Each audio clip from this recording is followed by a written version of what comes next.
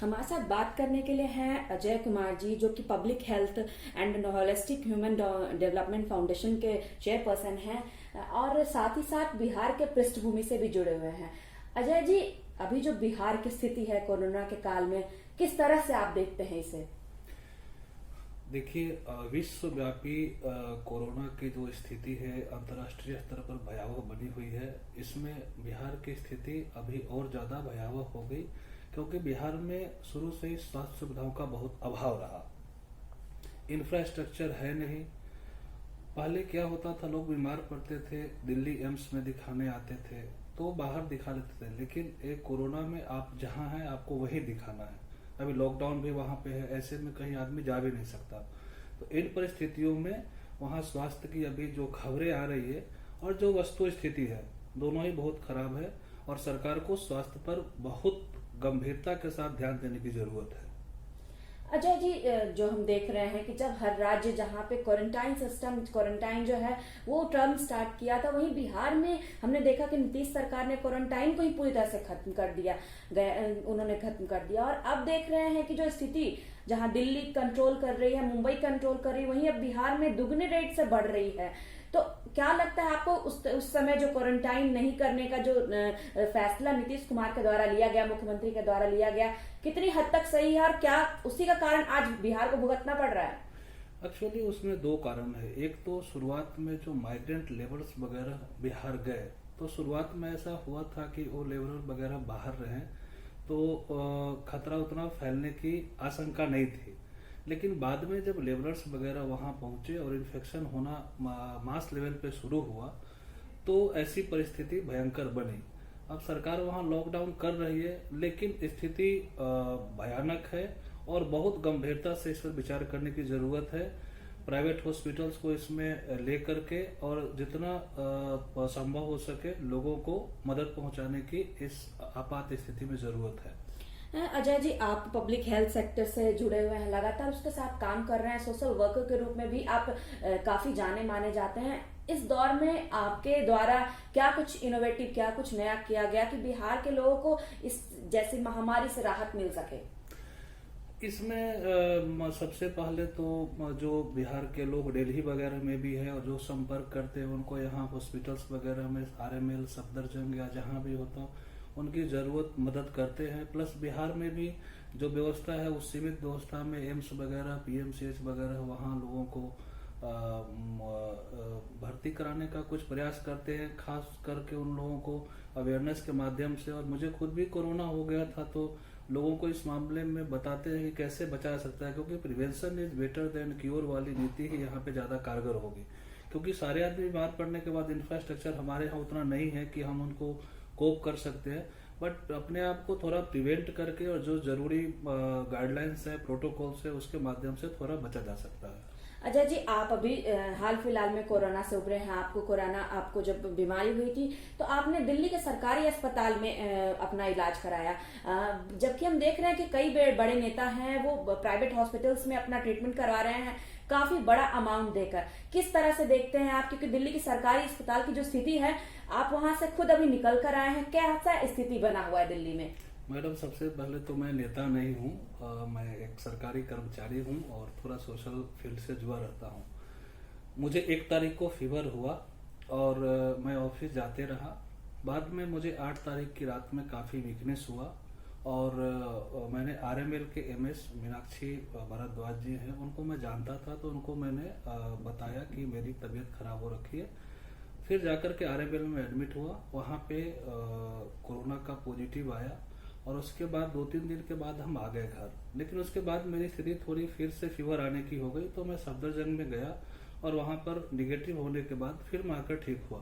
जहां तक public hospital की बात है, सरकारी हॉस्पिटल और प्राइवेट हॉस्पिटल के, इसमें 2 अंतर है। एक अंतर तो ये है कि मैं 10 दिन हॉस्पिटल में एडमिट रहा, आरएमएल और सफदरजंग मिला करके, और 10 रुपया भी खर्च नहीं हुआ। आपको आश्चर्य होगा, सेंट्रल गवर्नमेंट के हॉस्पिटल से आरएमएल और सफदरजंग दोनों में 10 दिन रहने के बाद 10 रुपया भी खर्च नहीं हुआ। जबकि प्राइवेट हॉस्पिटल में अभी हम सुन रहे हैं 6-7 लाख रुपया मिनिमम है, आपको 2-3 दिन रहने के बाद भी शायद ऐसा सुनने में आया है। तो हम जैसा एक सामान्य आदमी कहाँ से दे पाएगा पैसा?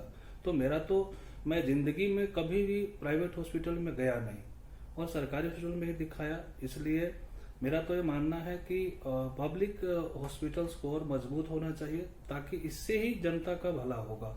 ठीक है, प्राइवेट सेक्टर के हॉस्पिटल्स होने चाहिए, बट जन सामान्य की आकांक्षा को पूरा करेगा तो पब्लिक हॉस्पिटल ही करेगा। इसलिए मेरा ये कल्पना भी है और जरूरत समय की जरूरत भी है कि प्रत्येक जिले में एक सुपर स्पेशलिटी हॉस्पिटल हो, सरकारी हॉस्पिटल हो, जिससे आम जन की समस्याओं का समाधान हो सके। अजय जी, हमने अभी देखा कि बिहार की जो स्थिति बनी हुई है, बिहार में ऐसे वीडियोस आए सामने कि जो हॉस्पिटल्स के अंदर जो मृत शरीर हैं, जो कोरोना से पीड़ित हैं, उनके शरीर ऐसी उनकी जो लाशें पड़ी हुई है, इसके बावजूद भी वहां पे कोई हटाने वाला नहीं है। वो तो हम एक तरफ देख रहे हैं, दूसरी ओर हम देख रहे हैं डॉक्टर्स, जो इतने अच्छे हॉस्पिटल्स के डॉक्टर्स हैं, उन सबको भी परेशानियों का सामना करना पड़ रहा है। किस तरह से आप देखते हैं, क्या बिहार की जो स्वास्थ्य व्यवस्था है उसको आपको नहीं लगता कि समय के अनुसार अब और डेवलप और बदलना चाहिए? मैडम, स्वास्थ्य व्यवस्था का जहां तक सवाल है, हमारे भारत में इसको लेकर के शुरू से ही चिंता कम है और इस विश्वव्यापी महामारी कोरोना ने ये साबित कर दिया कि स्वास्थ्य हमारी पहली प्राथमिकता होनी चाहिए। शिक्षा भी प्राथमिकता है, लेकिन आज सड़कें सूनी है, पर्यटन सूना है, आपका एविएशन सेक्टर सूना पड़ा हुआ है, तो अभी सबसे प्रमुख जरूरत क्या हो गई? स्वास्थ्य हो गई। अभी सब लोग अपने काम धंधा छोड़कर केवल हम कैसे स्वस्थ रहे इस पर विचार कर रहे हैं। तो सरकारों को भी, राज्य सरकारें हो, केंद्र सरकार हो, दोनों को मिलकर के स्वास्थ्य इंफ्रास्ट्रक्चर पर खर्च बढ़ाना होगा और सारे जिले में सुपर स्पेशलिटी हॉस्पिटल बनाना होगा। हालांकि सेंट्रल गवर्नमेंट अभी सकारात्मक हुई और मानसिक स्वास्थ्य को मौलिक अधिकार का दर्जा दिया भी, और हम तो पिछले 15 साल से इस चीज की मांग ही करें कि स्वास्थ्य मौलिक अधिकार बने, और ये अभी इसकी दिशा में सरकार को कदम उठाना चाहिए और स्वास्थ्य को मौलिक अधिकार का दर्जा दिया जाना चाहिए। एक कोरोना का सीधा संदेश है, और जब तक स्वास्थ्य मौलिक अधिकार का दर्जा नहीं मिलेगा, लोग इसी तरह दर दर भटकते रहे, चाहे वो बिहार हो, चाहे प्रदेश, देश का कोई भी हिस्सा हो। कुछ प्रदेशों में स्वास्थ्य की अच्छी व्यवस्था जरूर है, दिल्ली वगैरह में सेंट्रल गवर्नमेंट ने भी अपने टेक ओवर किया और उसके बाद स्थिति अच्छी आई, लेकिन बिहार इस मामले में अभी भी पिछड़ा हुआ है और वहां पर स्वास्थ्य के लिए ज्यादा ध्यान देने की जरूरत है। एक सवाल हटके है, बिहार से ही जुड़ा है, लेकिन हम देखते आ रहे हैं कि लंबे समय से वहाँ शिक्षा के साथ साथ स्वास्थ्य की व्यवस्था भी काफी गिरी हुई है।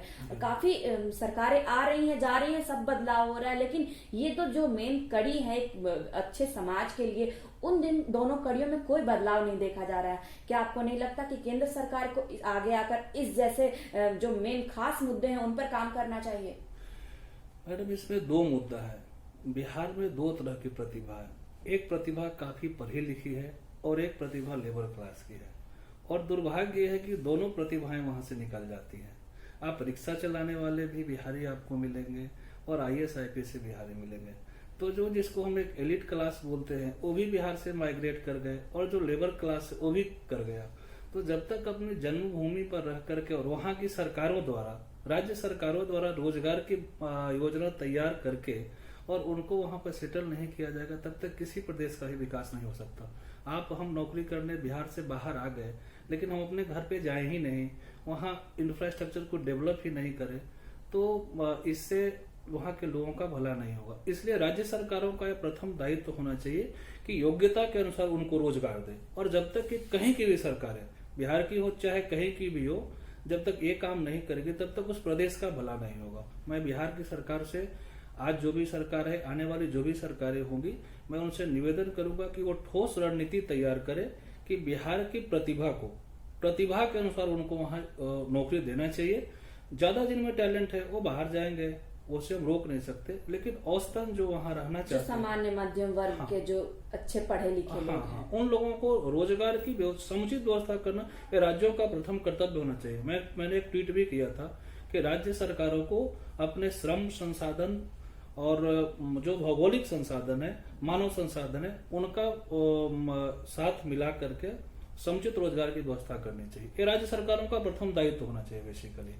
अजय जी, आप स्वास्थ्य विभाग से, स्वास्थ्य सेक्टर से, हेल्थ सेक्टर से काफी दिनों से जुड़े हुए हैं, काफी लंबे समय से जुड़े हुए हैं।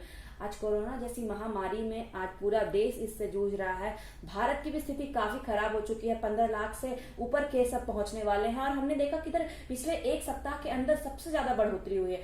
हर दूसरे दिन 1 लाख के संख्या की जो बढ़ोतरी हो रही है, क्या आपको नहीं लगता कि भारत को अब आगे बढ़कर स्वास्थ्य के क्षेत्र के लिए काफी मेहनत, काफी काम करने की जरूरत है? जिस तरह से हम देख रहे हैं कि सेना के क्षेत्र में हो या रक्षा के क्षेत्र में, हर तरफ भारत काम कर रहा है, अब स्वास्थ्य के क्षेत्र में भी आगे बढ़कर भारत काम करे। निश्चित रूप से मैडम, इसीलिए मैंने बताया कि स्वास्थ्य के क्षेत्र में कोरोना का एक ही संदेश है, भारत को स्वास्थ्य के क्षेत्र में लीड लेना पड़ेगा और स्वास्थ्य को मौलिक अधिकार बनाना पड़ेगा। इसके लिए बजट में भी प्रोविजन खर्च बढ़ाने का करना होगा और राज्य सरकारों से मिलकर, चूंकि अभी ये स्टेट का सब्जेक्ट है और आपको जानकर खुशी होगी कि जो 15th फाइनेंस कमीशन है उन्होंने रिकमेंड किया है कि स्वास्थ्य को स्टेट से निकाल करके कंकरेंट लिस्ट में डाला जाए ताकि केंद्र सरकार इस पे कानून बनाए। उनका रिकमेंडेशन भी है और मैं निश्चित रूप से विश्वास करता हूं कि आने वाले दिनों में स्वास्थ्य मौलिक अधिकार बनेगा और कोरोना का जो ये विश्वव्यापी प्रकोप है, इससे आगे आने वाले दिनों में एक लेसन है और सरकारें इससे जरूर लेसन लेगी। और दूसरा महत्वपूर्ण बात मैं ये बता रहा हूँ कि दुर्भाग्य से आज तक चुनावों में स्वास्थ्य का मुद्दा बना नहीं और निश्चित रूप से बनना चाहिए। मेरा ये मानना है कि जब तक ये चुनावी मुद्दा नहीं बनेगा तब तक इसका समाधान नहीं है। तो आगे आने वाले दिनों में निश्चित रूप से लोगों, जनता का भी ध्यान जाएगा, जनप्रतिनिधियों का भी ध्यान जाएगा, चुनी हुई सरकारों का भी ध्यान जाएगा और आगे आने वाले दिनों में स्वास्थ्य मौलिक अधिकार बनेगा, ऐसा मेरा दृढ़ विश्वास है। कि इसे इग्नोर ना करें, क्योंकि मैंने इग्नोर किया। मैं एक व्यक्ति कोरोना से पीड़ित था, उनको जाकर के मैंने हॉस्पिटल में एडमिट किया RML। उस समय नहीं था बट बाद में उनका कंफर्म हुआ और 1 जुलाई को डॉक्टर्स डे था, उसमें एक डॉक्टर से ही मिले, उनका 3 दिन के बाद पॉजिटिव आया। तो मुझे 1 तारीख से फीवर चढ़ना शुरू हो गया, मैंने इग्नोर किया। कोरोना उतनी खतरनाक नहीं है लेकिन असावधानी खतरनाक है। जितने भी कुछ भी असिम्प्टोमेटिक हो या आपको थोड़ा भी तकलीफ हो, तुरंत उसकी टेस्ट जांच कराएं और जांच करा करके घर में भी रह करके उचित दवा वगैरह डॉक्टर के सुपरविजन में ले तो कोरोना खत्म हो जाएगी। मतलब लोगों को तकलीफ नहीं, लेकिन इग्नोर करने के बाद बहुत परेशान करते, जैसा मुझे परेशान किया, मैंने थोड़ा इग्नोर किया। इसके लिए मैं लोगों को बताना चाहूंगा कि इसे इग्नोर ना करें। शुक्रिया हमारे साथ बात करने के लिए, हमारे साथ इतने अच्छे वैल्यूएबल विचार शेयर करने के लिए, क्योंकि आप लंबे समय से स्वास्थ्य के क्षेत्र से जुड़े हुए हैं। शुक्रिया हमारे साथ।